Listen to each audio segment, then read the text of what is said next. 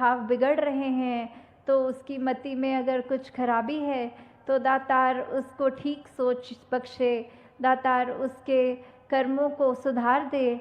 और कैसे फिर वही उदाहरण आ जाता है फूल का कांटों का, कि कैसे शायर भी एक फरमा रहे हैं कि फूलों ने तो निभा ली कांटों से, पता नहीं इंसान किस दिन इंसान से प्यार करेगा। कि कहाँ ये चोट पहुंचाने वाले जो कांटे होते हैं, फूल तो उनके साथ विचरण कर रहे हैं, फिर भी उनसे नफ़रत नहीं कर रहे।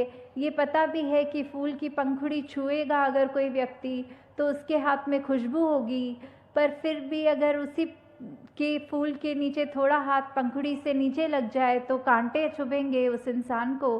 तो ये बात जानते हुए भी फूल कोई अपना दर्जा ऊपर नहीं समझते, कांटों का नीचा नहीं समझते, बल्कि एक ही स्टेम के ऊपर दोनों रहते हैं।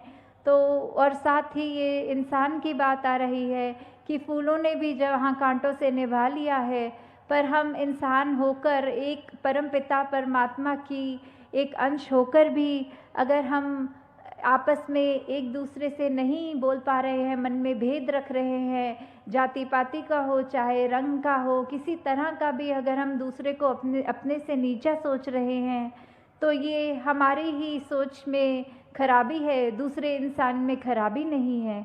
हाँ जी। कभी किसी के लिए हमारे मन में ना दुर्भाव हो।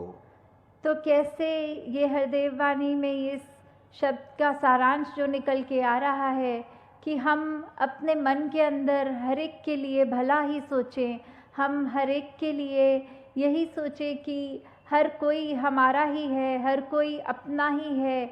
इस हद तक कि अगर हम किसी को मिलते हैं, जब उसके चरणों में ये धर्मंकार करते हैं, तो हम यही मानते हैं कि ये शख्स भी तो ऐसा ही है जैसा मैं हूँ, क्योंकि जो मेरे अंदर परमात्मा है वो अगले सामने वाले के भी अंदर है, और उसी परमात्मा को यहाँ नमन हो रहा है।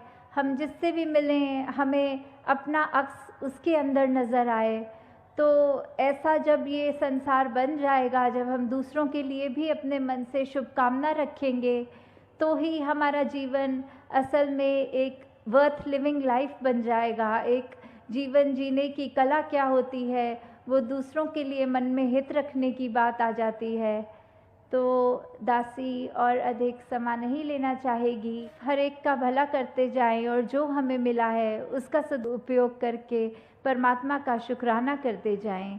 साथ संगत जी, प्यार से कहना, धार निरंकार।